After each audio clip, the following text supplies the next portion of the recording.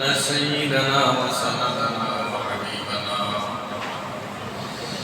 وطبيبنا وطبيب قلوبنا ونشهد أن محمدا عبده ورسوله أرسله الله تعالى بالحق بشيرا ونذيرا وداعيا إلى الله بإذنه وسراجا منيرا أما بعد فأعوذ بالله من الشيطان الرجيم بسم الله الرحمن الرحيم الله ولي الذين آمنوا يخرجهم من الظلمات إلى النور والذين كفروا أولياءهم الطاغوت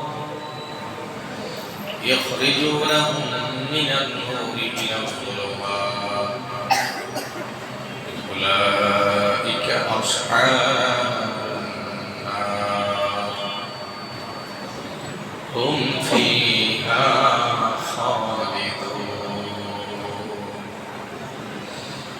صدق الله المولى العظيم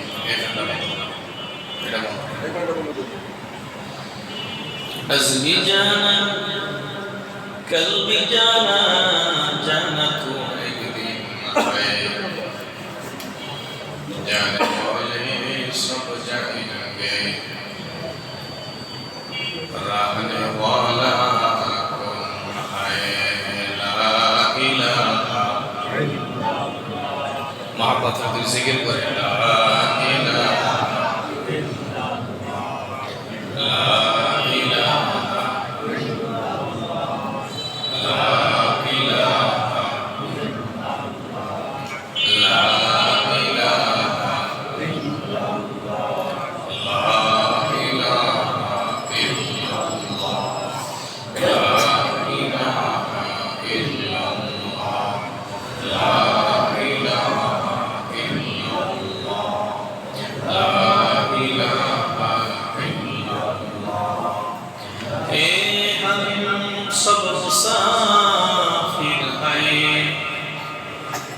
قبر آخر ٹھکانا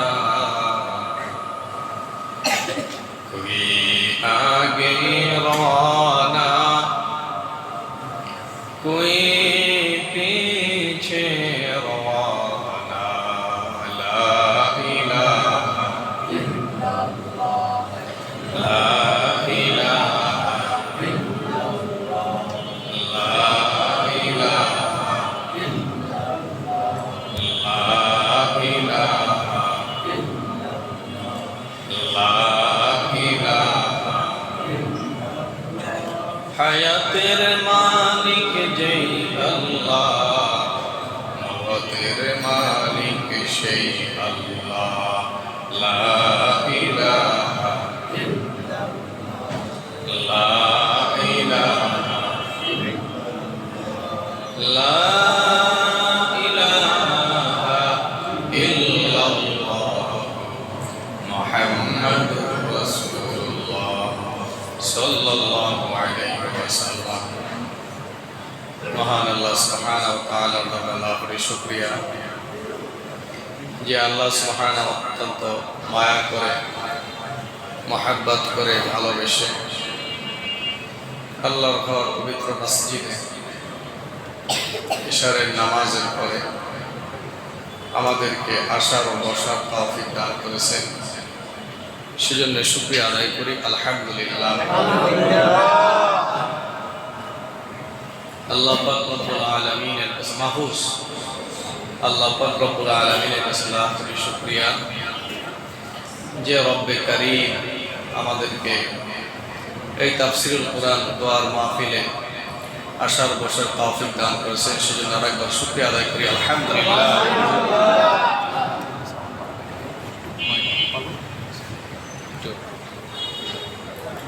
ভাইরা আমার গত সপ্তাহে আমরা সূরা বাকারা, হ্যাঁ সূরা বাকারায়, ঠিক আছে, সূরা বাকারায় তাফসীর করতেছিলাম। আজকেও আমরা সূরা বাকারা থেকে আলোচনা করব। তবে আজকে যে আয়াতে কারিমাটা নিয়েছি সেটা হলো পবিত্র কুরআনুল কারীমের সূরা বাকারায় 257 নম্বর আয়াত। কয় নম্বর ভাই? 257 নম্বর আয়াত নিয়েছি।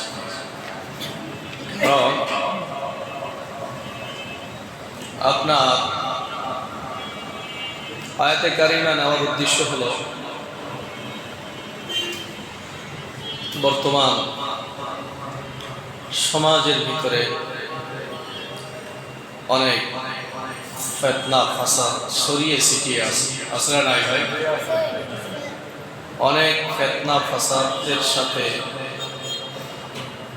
তরুণ বয়সের যুবকরা, যুবতীরা এরকম বিভিন্ন গুনার কাজে লিপ্ত আছে। এই আয়াতে কারিমার ভিতরে আল্লাহ পাক রব্বুল আলামিন এখানে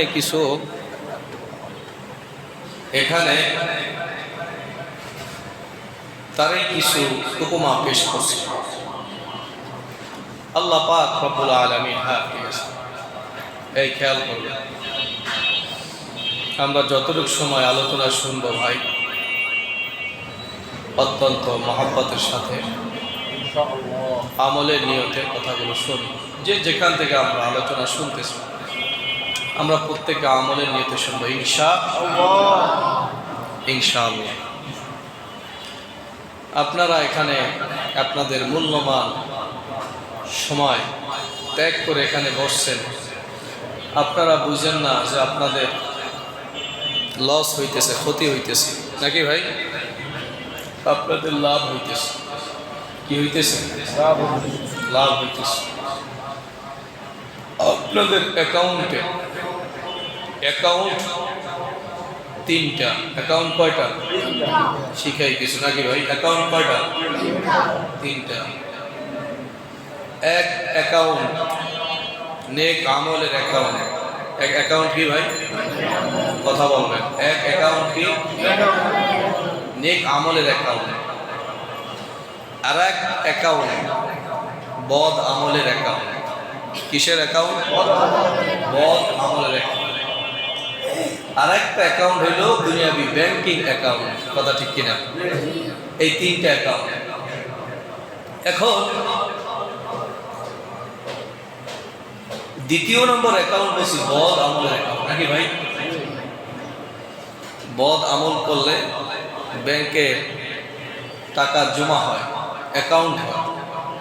এরকম বদ আমল করলেও আপনার এরকম অ্যাকাউন্টে আপনার আমল নামায় গুনাহ যোগ হইতে থাকবে, অ্যাকাউন্ট হইতে থাকবে।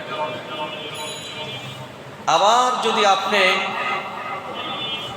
নেক আমল করতে থাকেন, আপনার অ্যাকাউন্টে, নেক আমলের অ্যাকাউন্টে আপনার এরকম নেক আমল জমা হতে হবে। তাহলে আমরা কোন অ্যাকাউন্টে বেশি পরিমাণ আমল জমা করব? নেক আমলের অ্যাকাউন্টে নাকি ভাই? নেক আমলের অ্যাকাউন্টে আমরা বেশি পরিমাণ নেক আমল জমা করব।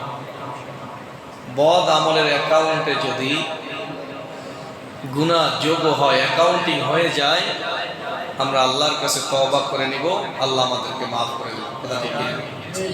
হ্যাঁ, মাফ করে দেব। এখানে আর একটা জিনিস আমি আপনাদেরকে শিখাই, এটাও আসলে কথা বলতে বলতে অনেক কিছু আসে। হ্যাঁ, আর একটা জিনিস হইল